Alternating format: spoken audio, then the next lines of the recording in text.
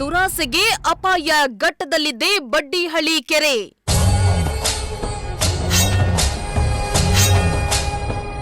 ಕೆರೆಯ buffer zone ಒತ್ತುವರಿಯಾದ್ರೂ ನಿದ್ದೆ ಮಾಡ್ತಾ ಇರೋ ತುಮಕೂರು ಪಾಲಿಕೆ.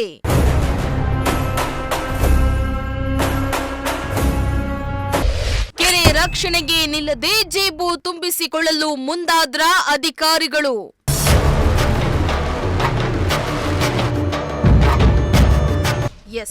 ತುಮಕೂರು ರಾಜಧಾನಿ ಬೆಂಗಳೂರಿಗೆ ಪರ್ಯಾಯವಾಗಿ ಬೆಳೀತಾರೋ ಅತಿ ವೇಗದಲ್ಲಿ ಬೆಳೀತಾರೋ ಮಹಾನಗರಿ. ಹಾಗಂತ ಇಂತಹ ಸ್ಮಾರ್ಟ್ ಸಿಟಿಯಲ್ಲಿ ಎಲ್ಲವೂ ಸರಿಯಿದೆ ಎಂದು ಹೇಗೆ ಹೇಳಕ್ಕಾಗತ್ತೆ ಅಲ್ವಾ? ಅಧಿಕಾರಿಗಳ ಬಂಡತನವೋ ರಾಜಕಾರಣಿಗಳ ಸ್ವಾರ್ಥತನವೋ ಇವತ್ತು ತುಮಕೂರು ನಗರದಲ್ಲಿರೋ ಕೆರೆ ಕಟ್ಟೆಗಳು ನೋಡ್ತಿದ್ದಂತೆ ಮಾಯ ಆಗ್ತಾವೆ. ಭೂಗಳ್ಳರು ನಗರಕ್ಕೆ ಜೀವಾಳವಾಗಿರುವ ಕೆರೆಗಳ ಒಡಲಿಗೆ ಕೈ ಹಾಕಿ ಒತ್ತುವರಿ ಮಾಡಿಕೊಂಡು ಆಕಾಶದೆತ್ತರಕ್ಕೆ ಕಟ್ಟಡಗಳನ್ನ ನಿರ್ಮಾಣ ಮಾಡ್ತಿದ್ದಾರೆ.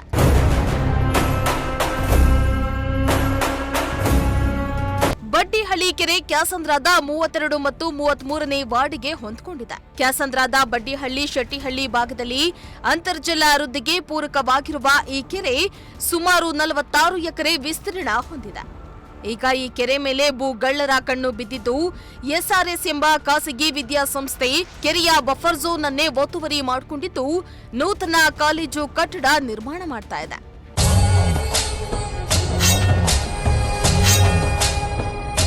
ನಗರದ ಒಂದೊಂದೇ ಕೆರೆ ಕಟ್ಟೆಗಳು ಭೂಗಳ್ಳರ ಪಾಲಾಗ್ತಾ ಇದ್ರು.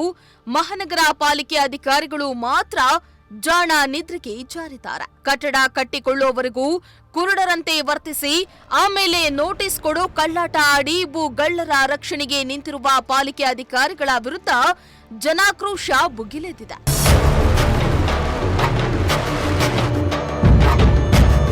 ಈಗಾಗಲೇ ಎಸ್ಆರ್ಎಸ್ ವಿದ್ಯಾಸಂಸ್ಥೆ ಬಡ್ಡಿಹಳ್ಳಿ ಕೆರೆಯ ನೀರು ಹರಿದು ಹೋಗುವ ರಾಜಕಾಲುವೆಯನ್ನ ಮುಚ್ಚಿ ಅದರ ಮೇಲೆ ಅನಾಧಿಕೃತವಾಗಿ ಸ್ಕೂಲನ್ನ ಕಟ್ಟಿ ಸುಮಾರು ವರ್ಷಗಳೇ ಕಳೆದ್ರೂ ಅಧಿಕಾರಿಗಳು ಮಾತ್ರ ಯಾವುದೇ ಕ್ರಮ ಕೈಗೊಂಡಿಲ್ಲ.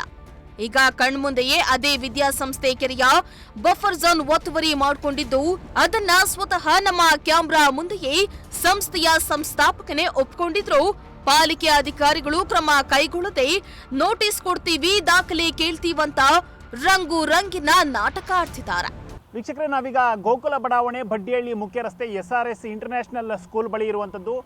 ಈ ಮಹಾನಗರ ಪಾಲಿಕೆ ಅಧಿಕಾರಿಗಳು ಹಾಗೂ ಸಣ್ಣ ನೀರಾವರಿಯ ಅಧಿಕಾರಿಗಳು ಹೇಳ್ತಾ ಇರ್ತಾರೆ ಏನಪ್ಪಾ ಅಂತಂದ್ರೆ, ಈ ಕೆರೆಯ ಅಕ್ಕಪಕ್ಕದಲ್ಲಿ ಯಾವುದೇ ರೀತಿಯ ಬಿಲ್ಡಿಂಗ್ಗಳನ್ನು ಕನ್ಸ್ಟ್ರಕ್ಷನ್ ಮಾಡಬಾರ್ದು, ಇದು ಬಫರ್ ಝೋನ್ ಅಂತ ಇರುತ್ತೆ, ಅಕ್ಕಪಕ್ಕದಲ್ಲಿ ಅಲ್ಲಿ ಬಿಲ್ಡಿಂಗ್ ಕಟ್ಟಿಸಿದ್ರು ಕೂಡ ಅದು ಯಾವುದೇ ರೀತಿಯಲ್ಲಿ ಬಾಳಿಕೆ ಬರೋದಿಲ್ಲ ಅನ್ನೋ ಮಾತನ್ನ ಹೇಳ್ತಾ ಇರ್ತಾರೆ.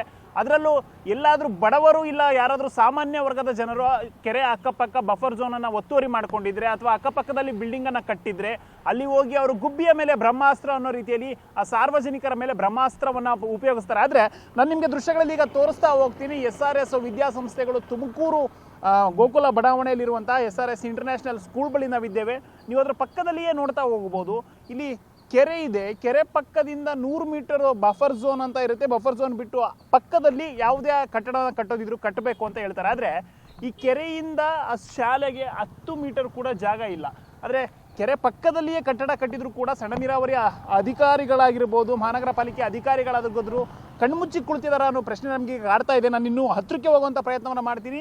ಇಲ್ಲಿ ಕೆರೆ ಪಕ್ಕದಲ್ಲಿ ಅಷ್ಟೇ ಅಲ್ಲ, ಕೆರೆಯ ಕೋಡಿ ಏನು ಹೋಗುತ್ತೆ ಆ ಕೋಡಿ ಜಾಗವನ್ನು ಕೂಡ ಒತ್ತುವರಿ ಮಾಡಿಕೊಳ್ಳಲಾಗಿದೆಯಾ ಅನ್ನೋ ಪ್ರಶ್ನೆ ನಮಗೆ ಇಲ್ಲಿ ಕಾಡ್ತಾ ಇರುವಂಥದ್ದು. ಯಾಕಪ್ಪ ಈ ಮಾತನ್ನು ಹೇಳ್ತಾ ಇದ್ದೀನಿ ಅಂತಂದರೆ, ದೃಶ್ಯಗಳಲ್ಲಿ ನೀವೇ ನೋಡ್ತಾ ಹೋಗಿ. ಈ ಜಾಗ ಏನಿದೆ ಕೆರೆಯ ಕೋಡಿ ಅಂತ ಕರೀತಾರೆ ಆಡು ಭಾಷೆಯಲ್ಲಿ. ಸಾಮಾನ್ಯ ಜನರು ಕರೆಯುವಂಥದ್ದು ಕೆರೆ ಕೋಡಿ ಹೋಗೋ ಜಾಗ ಅಂತ. ಆದರೆ ಇಲ್ಲಿ ನೀರು ಹೋಗೋದಕ್ಕೆ ಅಂತ ಇರುವ ಜಾಗವನ್ನು ಆ ಚಿಕ್ಕದಾಗಿ ಒಂದು ಚರಂಡಿಯ ರೀತಿ ಮಾಡಿಕೊಂಡು ಅದನ್ನು ಶಾಲೆಯ ಮಧ್ಯಭಾಗದಿಂದಲೇ ಬಿಟ್ಟು ಅದರ ಮೇಲೆ ಕಟ್ಟಡವನ್ನು ಕಟ್ಟಿರುವಂಥದ್ದು ಎಸ್ಆರ್ಎಸ್ ವಿದ್ಯಾಸಂಸ್ಥೆಗಳು.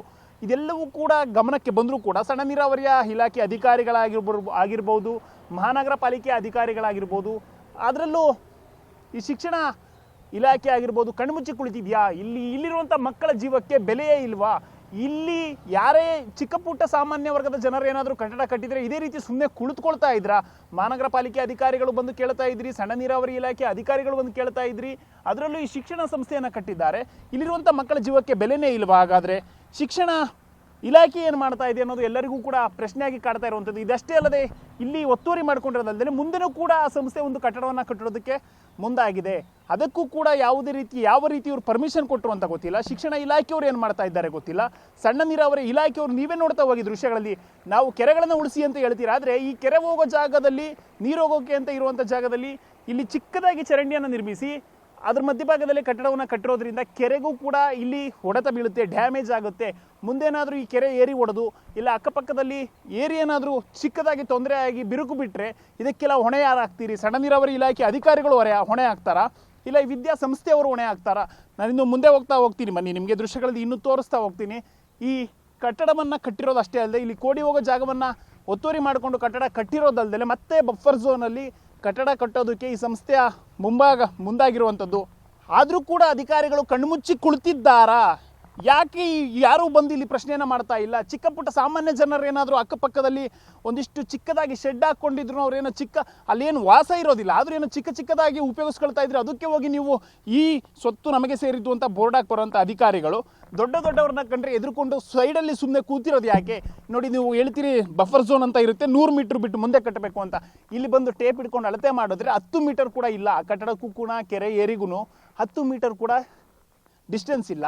ಆದರೂ ಕೂಡ ಅಧಿಕಾರಿಗಳು ಯಾರು ಕೂಡ ಇಲ್ಲಿ ಬಂದು ಕೇಳುವಂಥ ಪ್ರಶ್ನೆಯನ್ನು ಮಾಡ್ತಾ ಇಲ್ಲ.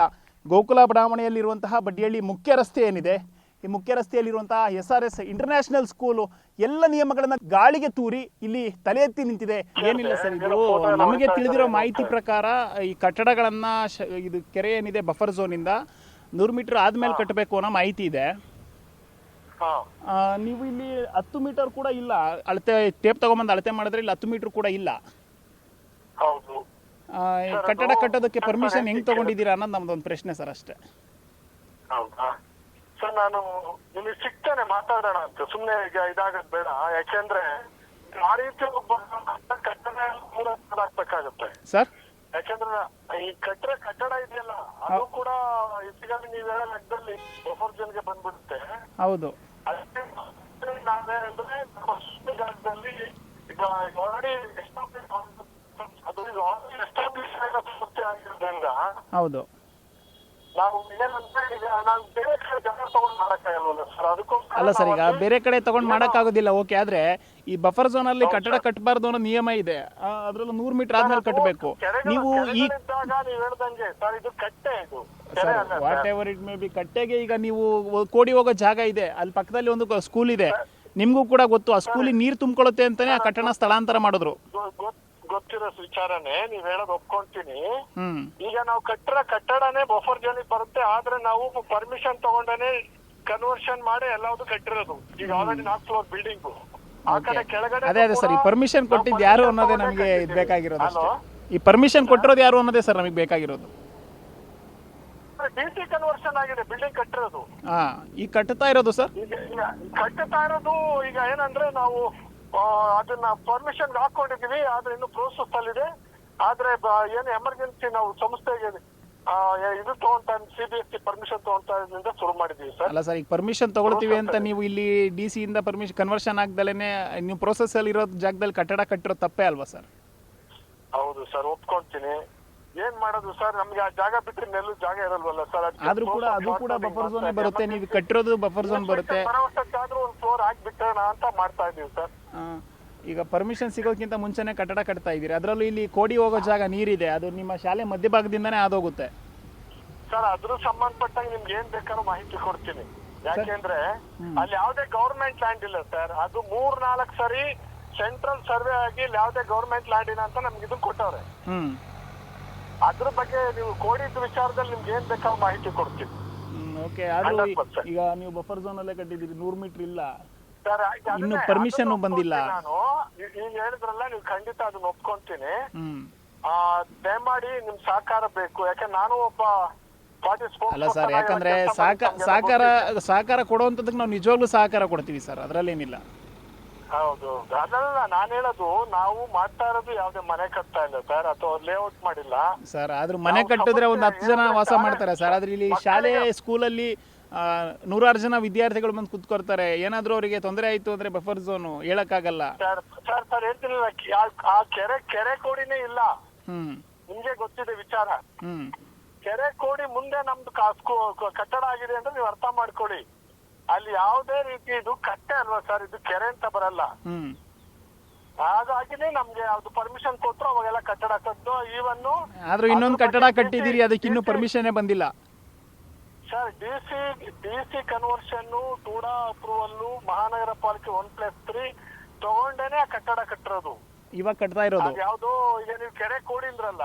ಓಕೆ ಗೊತ್ತಾಯ್ತು. ಇವಾಗ ನೀವು ಕಟ್ಟಿರೋದು ಹೇಳ್ತಾ ಇದೀರಾ, ಇವಾಗ ಕಟ್ತಾ ಇರೋದಕ್ಕೂ ಪರ್ಮಿಷನ್ ಎಲ್ಲ ತಗೊಂಡಿದ್ದೀರಾ ಸರ್? ಟೂಡಾ ಕನ್ವರ್ಷನ್ ಪ್ರೋಸೆಸ್ ಆಗ್ತಾ ಇದೆ ಇನ್ನು, ಆದ್ರೆ ನೀವು ಕಟ್ಟಡನೇ ಕಟ್ಬಿಟ್ಟಿದ್ದೀರಾ ಆಗ್ಲೇ.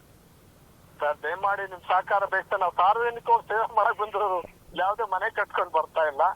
ಸಂಬಂಧಪಟ್ಟಂತ ಇಲಾಖೆಯವರು ಆದಷ್ಟು ಬೇಗ ಗಮನ ಹರಿಸಿ ಇಲ್ಲಿ ಒತ್ತುವರಿ ಆಗಿರುವಂತಹ ಜಾಗವನ್ನು ಬಿಡಿಸಬೇಕು. ಬಫರ್ ಝೋನ್ ಅಲ್ಲಿ ಕಟ್ಟಡವನ್ನು ಕಟ್ಟಬಾರದು ಅನ್ನೋ ನಿಯಮ ಏನಿದೆ, ಆ ನಿಯಮವನ್ನು ಎಲ್ಲರಿಗೂ ಕೂಡ ಅನ್ವಯ ಆಗೋ ರೀತಿಯಲ್ಲಿ ಕೆಲಸ ಮಾಡಿಸಬೇಕು ಅನ್ನೋದು ನಮ್ಮ ಪ್ರಜಾಶಕ್ತಿ ಟಿವಿಯ ಕಳಕಳಿಯ ಮನವಿ. ಕೆರೆ ಕಾಲುವೆಗಳ ಬಫರ್ ಝೋನ್ ರಕ್ಷಣೆ ಮಾಡುವಂತೆ ಸ್ವತಃ ಸುಪ್ರೀಂ ಕೋರ್ಟ್ ಆದೇಶ ಕೊಟ್ಟಿದ್ರೂ ಕೂಡ ಅಧಿಕಾರಿಗಳು ಈ ಆದೇಶವನ್ನ ಫಾಲೋ ಮಾಡದೆ ಇರುವುದು ದುರಂತವೇ ಸರಿ. ನ್ಯಾಷನಲ್ ಗ್ರೀನ್ ಟ್ರಿಬ್ಯುನಲ್ ಆದೇಶದ ಪ್ರಕಾರ ಕೆರೆಗಳ ಸುತ್ತ 75 ಮೀಟರ್ ಅಂದ್ರೆ ಸುಮಾರು 246 ಅಡಿ ಬಿಟ್ಟು ಕಟ್ಟಡ ನಿರ್ಮಿಸಿಕೊಳ್ಬೇಕು. ಆದ್ರೆ ಈ SRS ವಿದ್ಯಾಸಂಸ್ಥೆ ಸುಮಾರು 20 ಮೀಟರ್ ಕೂಡ ಬಿಡದೆ ಕಟ್ಟಡವನ್ನ ನಿರ್ಮಾಣ ಮಾಡ್ತಾ ಇದೆ ಅಂದ್ರೆ ಕಾಲೇಜಿನಲ್ಲಿ ಮಕ್ಕಳ ರಕ್ಷಣೆ, ಕೆರೆಯ ಸಂರಕ್ಷಣೆ ಯಾರ ಹೊಣೆ ಎಂಬ ಪ್ರಶ್ನೆ ಮೂಡ್ತಾ ಇದೆ.